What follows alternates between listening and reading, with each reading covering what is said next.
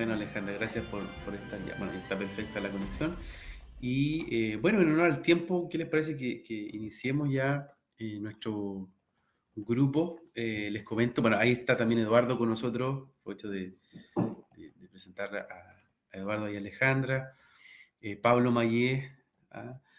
Bueno, este es el grupo de estudio de religión y relaciones internacionales que está desarrollándose bajo iniciativa de la Universidad Gabriela Mistral, puntualmente la Facultad de Humanidades y el Centro de Estudio y de Vida Cristiana que también lidera Pablo Mayet, que también va a exponer durante esta jornada.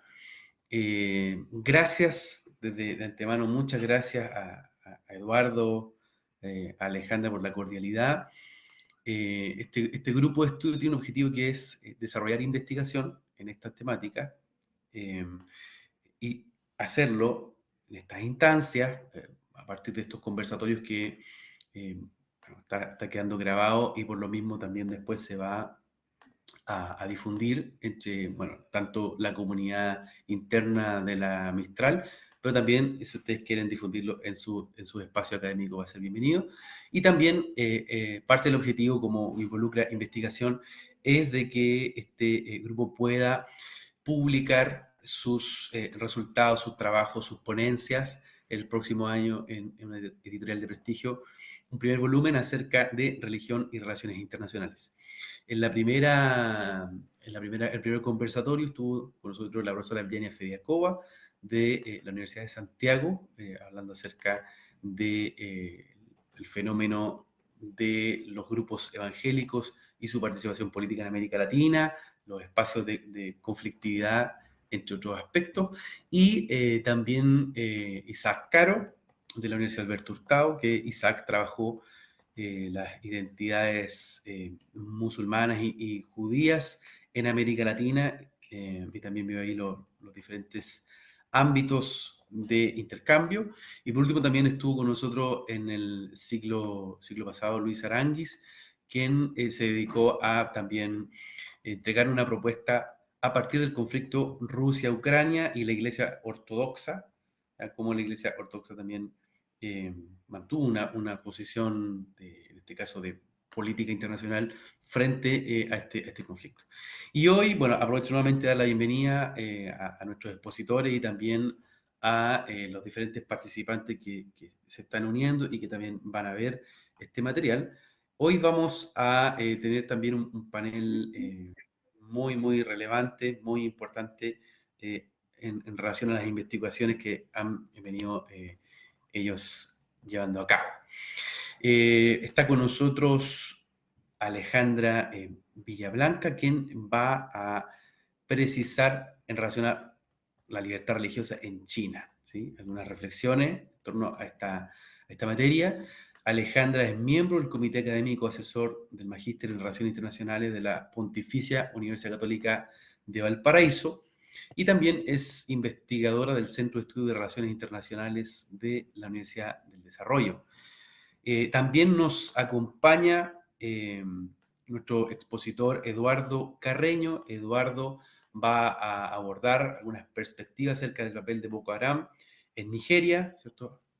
Lo que significa dimensiones de orden político, religioso que están presentes en este fenómeno. Eduardo es coordinador de la Cátedra de Estudios Africanos del Instituto de Estudios Internacionales de la Universidad de Chile y, por supuesto, también profesor de esta prestigiosa institución. Y por último, también va a entregar su ponencia el profesor Pablo Mayet, coordinador del Centro de Cultura y Vida Cristiana y también profesor de la Universidad Gabriela Mistral. Pablo va a trabajar en torno a discusiones entre Estados Unidos y el Vaticano a partir del origen del americanismo. ¿Ya? Cada uno de los expositores tiene entre 15 y 20 minutos para entregarnos sus diferentes planteamientos y después de eso vamos a tener una ronda de preguntas en relación a esta temática. Así es que vamos a dejar a Alejandra que ella pueda iniciar, después vamos a escuchar a Eduardo y finalmente a Pablo. Así es que Alejandra, la palabra es tuya para iniciar de esta manera el grupo de estudio de religión y relaciones internacionales con la temática que tú vas a abordar. Muy buenas tardes. En primer lugar, yo quiero agradecer la invitación de participar en este seminario y también quiero saludar muy cordialmente a todo el equipo que está acá trabajando, a quienes van a exponer y también a todos quienes nos están viendo de manera online, ¿cierto? Y que están participando de esta actividad académica. El tema que voy a compartir es la libertad religiosa en China, algunos elementos que podemos rescatar de esto, ¿cierto? Algunas reflexiones en torno a este tema. Muy contingente también por el rol que está jugando China en el sistema internacional, que viene en ascenso, consolidando su estatus como una potencia en toda regla, ¿no? Pues bien, el concepto de religión en China, hasta antes de la llegada de las potencias occidentales, digamos, en el siglo XIX, no se conocía en la cultura china, ni tampoco formaba parte de su vocabulario conceptual de la lengua clásica, ¿ya? Porque las prácticas y las creencias religiosas se regían por tradiciones que incluían pautas y conceptos que eran muy distintos de los que se habían desarrollado en Occidente. Durante siglos, la religión originaria en China se celebraba en espacios sagrados, ¿ya? Con tradiciones y ritos que estaban orientados principalmente al culto de los antepasados. Y luego, ¿cierto? Tenemos las fuerzas espirituales principales que han sustentado todas las otras formas de expresiones religiosas que luego se fueron desarrollando en China, que son el confucianismo y el taoísmo, y religiones que son propias, históricas, movimientos también filosóficos y expresiones religiosas que se suscitan de estas líneas, digamos, fundamentales de su cultura, y expresiones también importadas que han tenido alguna relación luego que se han ido desarrollando también en estas líneas de base que es el confucianismo y el taoísmo. Recién a principios del siglo XX se introduce desde el japonés al chino el concepto de religión bajo el neologismo de Song Jiao, ¿no? Que precisamente traduce las enseñanzas del templo de los antepasados. Esto era el tema familiar y de los antepasados, este culto es un tema bastante sagrado y son tradiciones milenarias que todavía en la China contemporánea un sector significativo de la población rinde todavía homenaje, mantiene estas creencias y culturas que son históricas en China.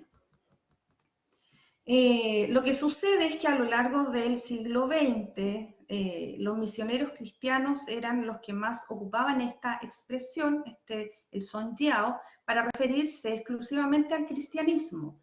Pero en el transcurso del siglo XX la expresión también incluyó a otras religiones, como es el budismo y es el islam, y actualmente también a las 5 religiones que son las autorizadas, las que están reglamentadas y que se han enmarcado institucionalmente a lo largo de las constituciones que la República Popular China ha tenido. Estas son 5, el budismo, el taoísmo, el islam, el catolicismo y el protestantismo, ¿no? Respecto de la población en las creencias en esta o en otras, tenemos que China, con su población de más de 1.400 millones de habitantes, el 50% es la población que se identifica como creyente de alguna religión. Estamos hablando de un poco más de 700 millones de personas, ya es un número bastante importante.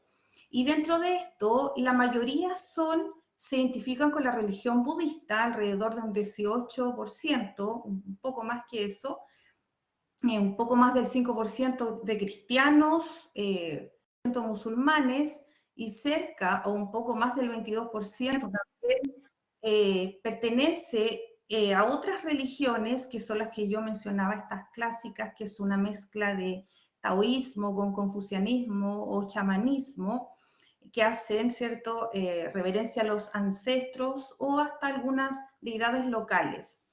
Entonces, para tener una idea, las cifras un poco cambian entre lo que son las cifras que da el gobierno, ya el último censo que fue en 2010, porque obviamente que la información que se publica dista con las de otros organismos internacionales que tratan de hacer algunas mediciones y que podemos encontrar ahí que varían un poco, pero obviamente que con el aumento de la población y las proyecciones que hay al año 2030, estas cifras van a aumentar considerablemente. Por ejemplo, se estima que pasen los 200 millones de cristianos en China de aquí en lo que resta de la próxima década. Bueno, dicho esto, cuando hablamos sobre la libertad de religión en China y nos aproximamos a este fenómeno, debemos hacer acá una distinción entre lo que es el paradigma occidental de estudio que tenemos nosotros, el Estado de Derecho, las democracias, que son occidentales, al régimen chino que obedece a otra lógica, ya no se rigen por el derecho natural, que es el derecho que nosotros encontramos, ¿cierto?, en Occidente. El derecho natural es aquel que nos dice la doctrina jurídica, que establece que tenemos derechos por el hecho de que somos personas, ya los derechos están antes del Estado, por el hecho de ser personas emanan de nuestra naturaleza, es por eso que estos derechos son inalienables, intransferibles, e indivisibles, ¿verdad? En China hay una lógica que se enmarca en el estricto positivismo jurídico, es decir, es el Estado el que entrega derechos a los ciudadanos, ¿ya? No emanan de la naturaleza, no hay un derecho natural, sino que es un derecho positivo. Y esto ha ido evolucionando porque en el totalitarismo de Mao nosotros encontramos que en un régimen absolutista que se apoderaba hasta del pensamiento de las personas, ¿ya? Las personas se consideraban como un mero instrumento al servicio del Estado, como una cosa, perdían la categoría de personas, son regímenes totalitarios. Por lo tanto, acá la represión y cómo se entendían los derechos, no había ninguna noción que nos pudiera acercar a lo que nosotros entendemos por derechos, por libertades, como sucede en los regímenes democráticos de Occidente, ¿ya? Con el pasar de los años en China, a medida que el Partido Comunista, ¿cierto?, que gobierna desde 1949 hasta en el poder, encontramos que se ha ido esto pasando a un régimen autoritario, ¿ya? Pero hay que entenderlo bajo esta concepción. Por lo tanto, cuando hablamos de las libertades o los derechos en China, debemos enmarcarlos en lo que hemos llamado las libertades chinas, ¿ya? Que es distinto a lo de Occidente. Expresión que nos lleva a nosotros a interpretar los derechos individuales, entonces, de acuerdo al modelo de desarrollo chino. ¿Cuál es este modelo? El socialismo con características chinas, ¿ya? Por cuanto este modelo busca incorporar absolutamente todos los aspectos de desarrollo político, económico, social, militar, espacial, tecnológico, cultural y hasta humano, es decir, todo.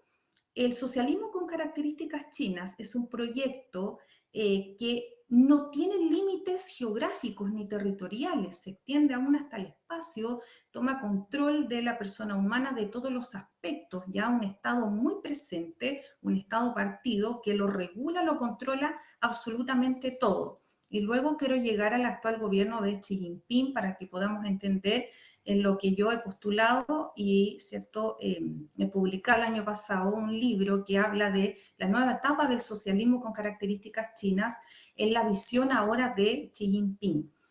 Entonces, por definición, las libertades en China no se entienden como derechos individuales, sino que son derechos colectivos. Lo que prima en esta lógica es el interés nacional, es el proyecto, son los objetivos que se ha propuesto la República Popular China en este siglo, las proyecciones que tiene, y de acuerdo a estos intereses que son principalmente económicos, de desarrollo, consolidar su estatus como potencia a toda regla, y luego entonces tenemos los otros derechos que son entendidos de manera colectiva.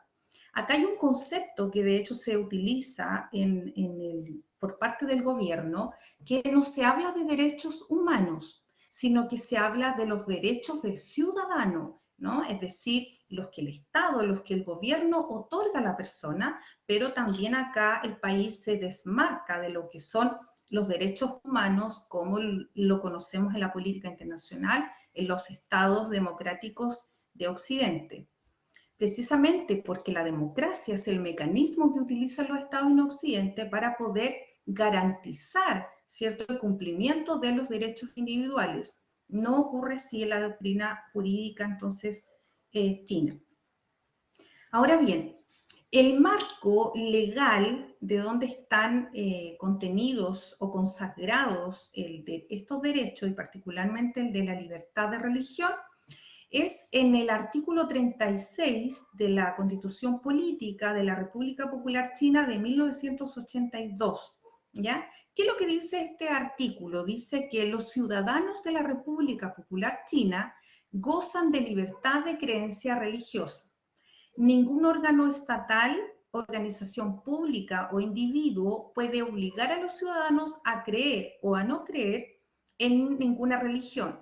Tampoco pueden discriminar a los ciudadanos que creen o no creen en ninguna religión. El Estado protege las actividades religiosas normales.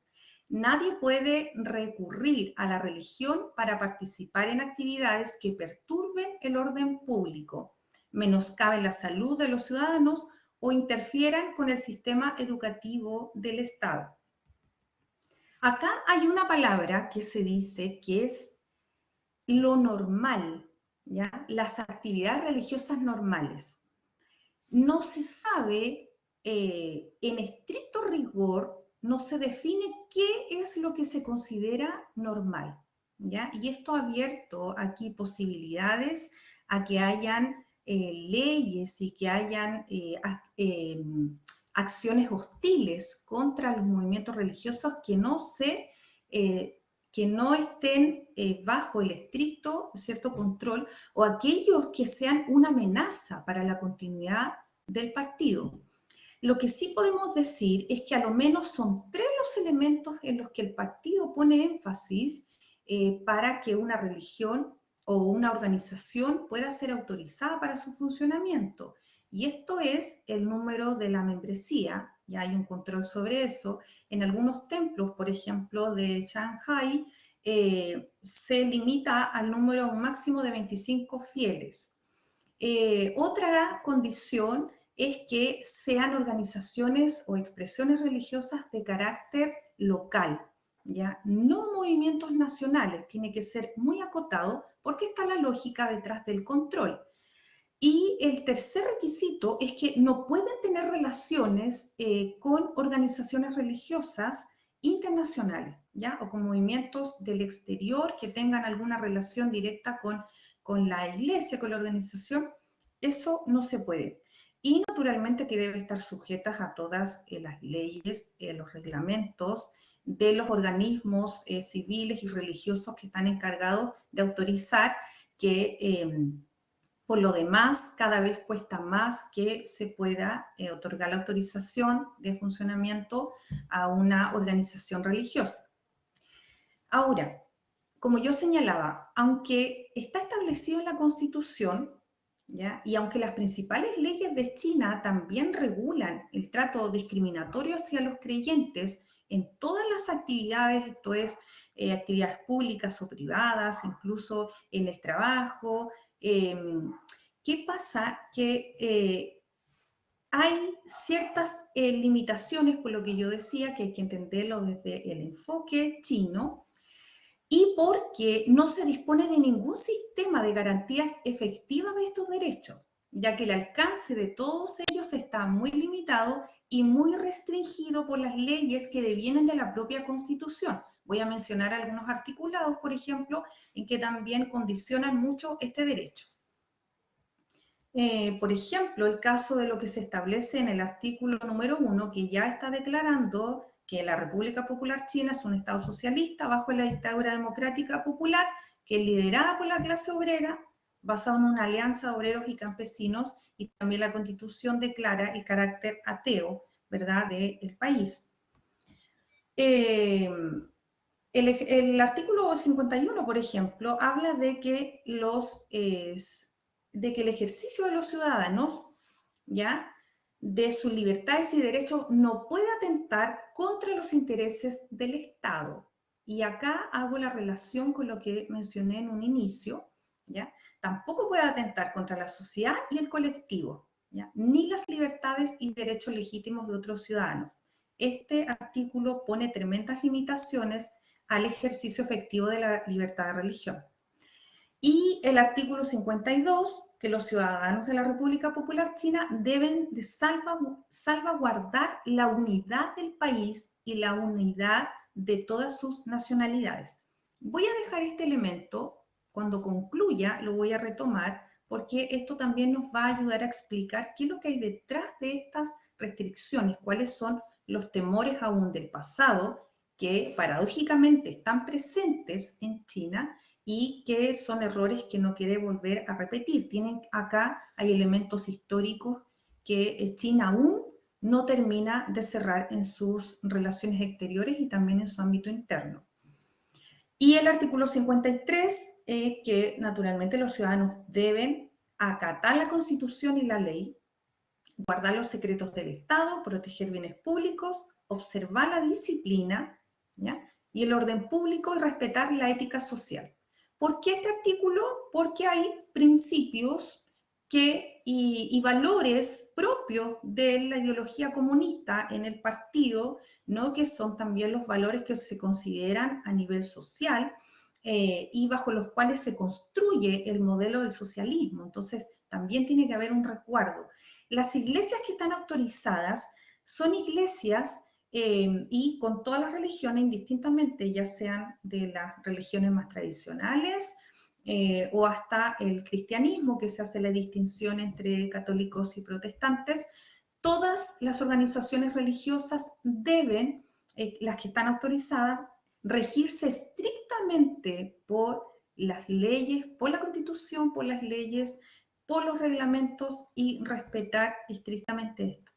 Lo que se dice es que estas iglesias que son institucionales, las que están autorizadas, finalmente afines al partido. Se dice que hay muchos miembros del partido que están ahí también porque se predica en definitiva la ideología del partido por sobre la creencia que es en definitiva la que pertenece a la religión misma, ¿ya? Y esto tiene que ver con un tema acá, que es de la cultura política, que en general las religiones no se remiten solamente al ámbito de la vida privada de las personas. La religión, por definición, construye una cosmovisión de lo que entendemos por sociedad, por política, ¿no? Entrega una serie de principios y valores que van configurando la cosmovisión que cada creyente o que cada fiel entonces se plantea de la del mundo, qué es lo que espera, qué es lo que cree. Entonces, acá naturalmente que va a haber una oposición entre lo que cada religión practica con los intereses del Partido Comunista. Y aquí viene el primer elemento de por qué existe este cierto control y esta limitación de la libertad de religión en China. Vamos entonces a acercarnos un poco ahora. Yo decía que hay que entender los antecedentes demográficos, que al concluir voy a tocar esto, la historia, lo que ha pasado en China. Hay que entender esto bajo el marco de las libertades, mencionaba yo las libertades chinas, pero también acá hay otro antecedente que tiene que ver el modelo, que ya lo he estado mencionando, que es el socialismo con características chinas. ¿Por qué? Porque cuando el Partido Comunista llega al poder en China en 1949, ya era un hecho que en China se profesaban distintas religiones, ¿no? Pero esta realidad distaba mucho con lo que considera el comunismo como su doctrina fundamental, que es el ateísmo, ¿no? Mao, cuando llega al poder, ordenó la expulsión inmediata del país de todos los misioneros extranjeros, ¿ya? La detención, la ejecución de los líderes religiosos que se manifestaban en oposición al régimen, y también reforzó el control sobre los musulmanes de la región occidental de Xinjiang, ¿no? Y sobre los budistas del Tíbet cuando lo invade en 1950. Además de además de todas estas represiones, perdón, también otra forma de control que ejerció fue la formación de organismos religiosos estrictamente controlados por el partido, y que los líderes de estos organismos debían ser nombrados también por el partido, ¿ya? A pesar de esto, el sentimiento de religioso en China siguió creciendo, y cuando asume Deng Xiaoping tras la muerte de Mao en 1976, ¿ya? China comienza todo un proceso de reformas y de apertura económica, que es un proceso guiado por el Estado a contar de 1978, y que estuvo liderado por Deng Xiaoping, y junto a todo este proceso de reformas también se incluye la libertad religiosa, y por primera vez va a haber una, comillas, libertad de culto o libertad de religión en todo el territorio nacional. No obstante, continuó acciones hostiles, se continuó la represión, se continuó de alguna manera con todos estos ciertos elementos para contener esta libertad que ya estaba declarada a nivel constitucional. Pero ¿por qué yo decía, y quiero ir en honor al tiempo? No sé cuántos minutos me quedan, ¿me están quedando? Estamos en los últimos minutitos, Alejandra. Justamente. Que bueno, sí, ya voy a ir terminando con la idea. Quiero llegar ahora a Xi Jinping, y yo hablo de este modelo porque se fue articulando tanto en la teoría como en la práctica un modelo de desarrollo, ¿cierto? Que yo mencionaba, el socialismo con características chinas, que obedece a la realidad. Es un modelo muy pragmático y que se ha ido construyendo, y lo que yo postulo que ahora está en una nueva etapa de construcción bajo el gobierno de Xi Jinping, que se han ido, ¿cierto?, enfatizando ahora algunos valores. Nuevamente es un modelo que yo decía que lo abarca absolutamente todo, y esto es lo que rige la política ahora interna y tanto internacional de China. Es decir, aquí hay objetivos centenarios hacia el año 2049, cuando la República Popular China cumpla 100 años de su fundación. Hay objetivos que están claros que China quiere lograr, ¿no? Parte de esto es recuperar su integridad territorial, ¿no? Y eso también incluye a Taiwán, pero también convertirse en una nación próspera, fuerte, armoniosa, desarrollada, ¿no? En todos estos aspectos, todos estos elementos son los que están como prioridad, ¿no? Y en este sentido, Xi Jinping ha venido a cumplir, ¿cierto?, un rol muy importante, porque nuevamente concentra mucho poder, como no se veía desde los tiempos de Mao, ¿no? Se deja la tendencia de que estaba el gobierno de las instituciones, y ahora él acapara nuevamente mucho poder con este fenómeno que es la personalización del poder, para poder entonces guiar a China en el cumplimiento del sueño chino, o el rejuvenecimiento de la nación china, que habla, ¿no?, de que se recupere la integridad territorial, el orgullo nacional, ¿no?, que nunca más China tenga que ser vulnerada en su soberanía ni invadida por potencias extranjeras. Y de aquí viene toda la idea de crear uno de los ejércitos más grandes y fuertes, y que China sea una potencia tecnológica, económica, y hacia allá va encaminada. Pero entonces parte de esto también tiene que ver con una limpieza en este proyecto, que él considera una limpieza de valores, una limpieza de principios en la ideología, ¿cierto?, del comunismo chino, y que se desmarque de los socialismos, incluso occidentales, y de los modelos de desarrollo de Occidente o del siglo XX, de los socialismos, que sea un modelo propio, un modelo que se ha venido articulando de manera teórica y práctica propia, ¿cierto?, por las próximas 3 décadas. Es por esa razón que el pensamiento de Xi Jinping se ha introducido en la Constitución, se está enseñando en las escuelas, ¿no? Y él nuevamente ha venido a gobernar, ya no a través solo de las instituciones, sino que de su propia figura, de su propia representación, de su liderazgo, ¿ya?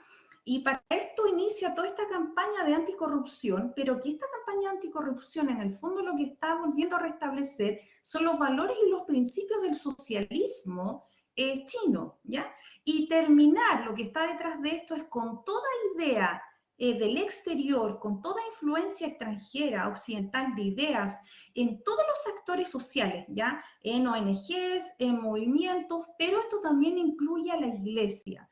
Por esta razón, durante su gobierno se ha visto que se ha aumentado la represión, ¿ya?, contra todas las expresiones religiosas en China, y que se han tomado medidas nuevamente para que haya un control sobre estos organismos, porque se entiende que toda la sociedad debe estar alineada ahora a esta visión de desarrollo, que es la que legitima a su vez al Partido Comunista en el poder, por cuanto considera que ha sido el que ha devuelto la unidad a China, el orgullo a China, ¿cierto?, nacional, luego de un siglo de humillación, es China, y es la que va a posicionar a China en esta nueva configuración del orden internacional como una de las primeras potencias, ¿cierto?, económicas, que es lo que se espera las proyecciones, y también, ¿cierto?, en toda regla. Entonces encontramos que ha habido un